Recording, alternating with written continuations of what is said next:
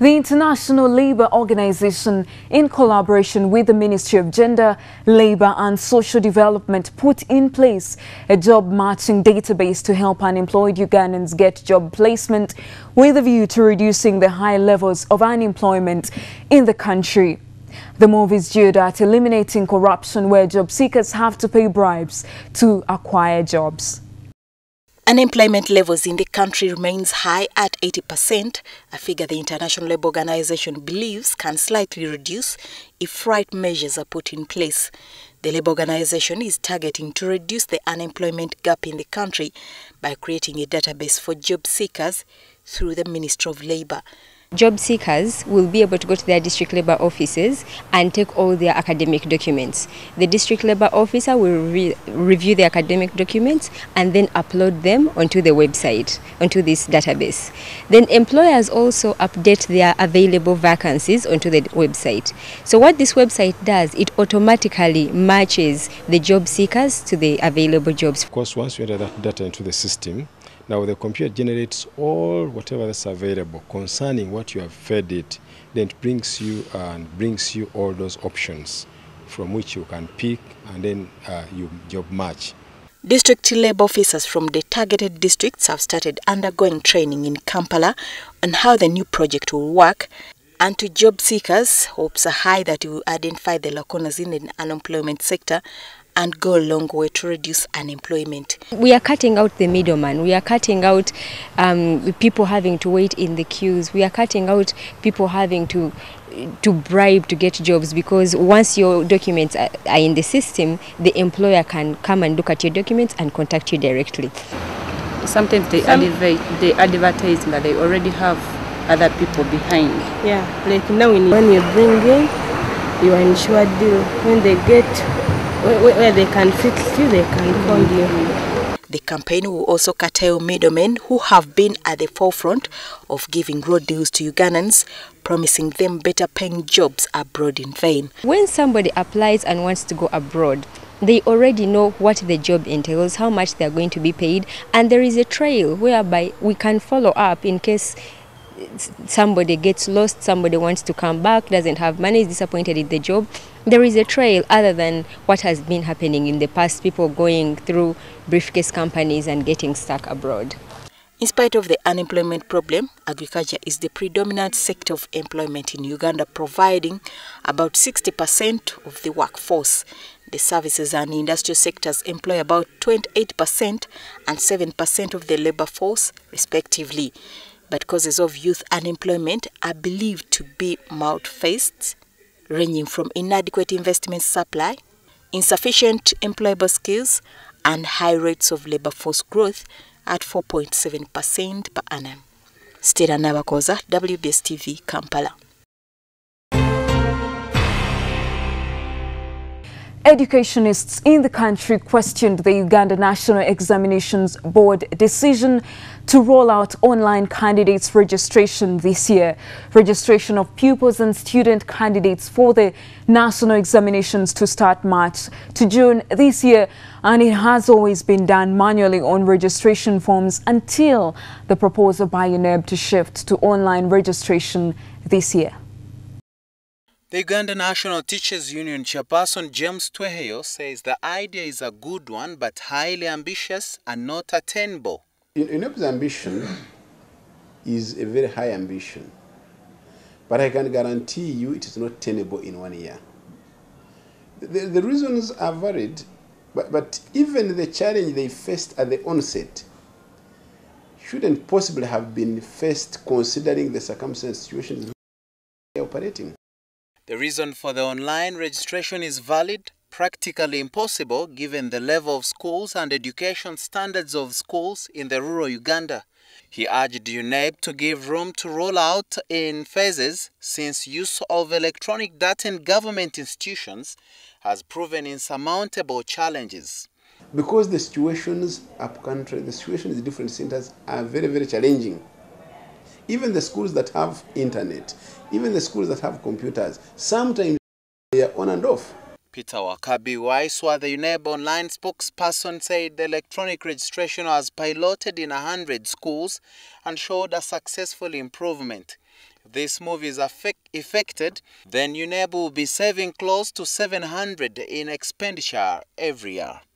Some students were not admitted to Senior 5 this year due to inefficiencies in the selections attributed to UNEB ineffectiveness in management of the electronic data systems. Aransmark, WBS Television. To business now. Hoteliers and restaurant owners have made more money for the past fourth quarter of October to December 2014, given the increase in producer price indices at 4.0% from 3.1% in the third quarter of 2014. This was conditioned on the expensive dollar, the influx of outsiders during the November and December periods, and the dry spell that led to limited food supply and high production prices. The annual producer prices for services in the hotels and restaurants industry on average rose 7.1% in the fourth quarter of 2014 compared to the fourth quarter of 2013. The prices of accommodation, conference facilities and catering services all increased due to high demand that was precipitated by the festive season. Conference facilities registered a rise in prices of 2.1% in the fourth quarter of 2014. The price for catering services increased by 0.7% due to the increase in price of food and snacks, and the price of accommodation rose by 4%. David Senyunju is a statistician from Statistical Planning, Uganda Bureau of Statistics. The depreciation of the shilling, as we're approaching that season, normally the producers of the services, the hotelier services, normally increase the prices of what they produce. So literally we pay more during that season. And we also see an influx of people coming in from the diaspora, also increasing the demand of the hotelier services, creating an increase in the prices of the same services. During that same quarter, we normally have a dry spell, which affects the output by the farmers. Also, producer prices for manufactured goods fell by 0.1% for the year ending December 2014 compared to the year ending December 2013.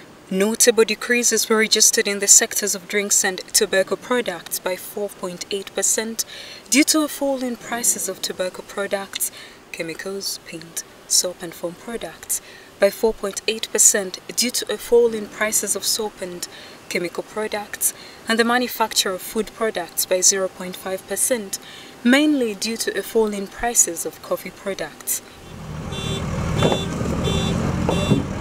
However, during the same period, a notable increase in prices of 6.6% was registered in the sector of bricks and cement products. Alphonse Okrut is a senior statistician, business and industry at the Uganda Bureau of Statistics, and he makes an overview of the RIP. The main drivers of this 0.1% annual decrease in the producer prices. The fall in prices of processed coffee by 4.3%, and this was mainly due to the terms of trade. In December, there was a reduction in producer prices of 1.2%, which was due to the previous increase of 0.2% in November 2014. Anita Mwangazi, WBS News, Business.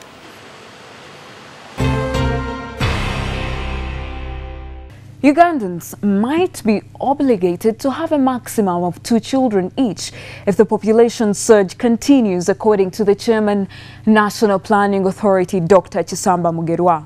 However, this theory was disputed by Hannington Burundi of the Population Secretariat, who argued that every family should continue to have as many children as they can support, and that a law to the contrary would be a violation of human rights. Efforts towards reducing the upsurge in population growth continue, with the latest being the launch of the National Advocacy Strategy 2013-2022 to ensure quality population through evidence-based advocacy. Uganda's population, as per the 2014 preliminary census results, stands at 34.9 million. Dr. Chisamba Mugerwa, the Chairman, National Planning Authority, takes a radical stand, seeing regulation as a future necessity if population growth continues at the current rate of 3.2% per annum. Vision 2040, I put 4 children per family, but experts are telling me, look, if I want to realize what is I put in the Uganda Vision 2040, we may have to talk of 2 children per family. However, Hannington Burunda with the Information and Communications Department at the Population Secretariat disagrees, saying a law limiting people to 2 or 4 children is against human rights. There may not need be a legislation for that. And in any case, a legislation of that nature is against human rights. People should both base their decisions on information, not just coming from government and putting in place a legislation where each family is supposed to have, it could be 2, it could be 3, it could be 4 children. You cannot manage matters of the bedroom. Burunda says that the more educated the population gets, the more they will realize the value of managing their families on their own without need for a law to obligate them. Transformation. This as the Population Secretariat under the Ministry of Finance launched the National Advocacy Strategy as part of efforts to ensure evidence-based advocacy for population control. Areas of the young people who constitute a very big percentage of our population in terms of skilling them, in terms of making sure that they complete their education, keeping them longer in school is also one of the ways of delaying the onset of reproduction. The National Advocacy Strategy is to be used as a blueprint for the national advocacy efforts on population issues to be used by all stakeholders for guided service delivery. Anita Mwangozi, WBS News Business. To the sporting world now. Former heavyweight world boxing champion John Beast Mugabe vowed to meet President Museveni over improving the status of sports in the country. He made the remarks while meeting the boxing fraternity at the popular Kampala Boxing Club gym at Nachivubo. The age can't overtake skill, and the 53-year-old boxing legend exhibited his skills at KBC gym, where he left young professional boxers wondering how to reach his status. The boxing genius John Mugabe the Beast, who arrived in the country Wednesday afternoon after spending over 20 years abroad, he is not amused with the state of boxing and other sports in general. Mugabe, who spent 2 hours with the boxing fraternity, wondered how a sport which used to fetch medals for the country is very silent. This has forced him to plan a visit to State House, meet the president over the state in which the sport is, and urge him to revisit the budget for sports. They have maybe girlfriends. They should have even their own kids.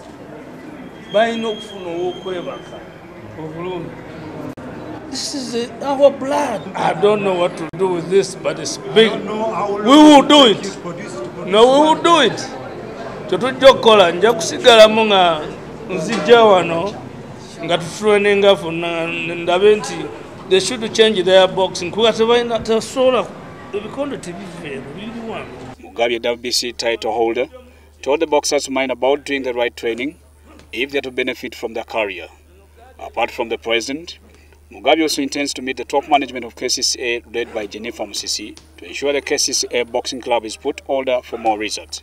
Niza no kola sparring n'abavubuka ne bakuba ne wegamba gwe obiwagawaga buka bakube. The boxing fraternity, which got mesmerized by Mugabe's boxing antics, had a lot to tell in terms of benefit from Mugabe's visit. John the Beast Mugabe kuba ya training anga wonna nolabanga watobye olwa training eje yakola kugabwe tuka time training ate yebalirira ne abavubuka naku zino bebalirira nnyo n'omuga akola training ya ne natagala naddo nadderi kituwa inspiration ya amaanyi nnyo okulabika nti no naffe tukola n'amaanyi tulabike nti no tweyongerayo okutuuka ku ddaala kwe yakoma. Mugabe Rubbish Mayweather's boasting of being one of the best boxers in the world, saying that he's a working who always chooses boxers for himself. Frank Serugo, WSTV, Kampala.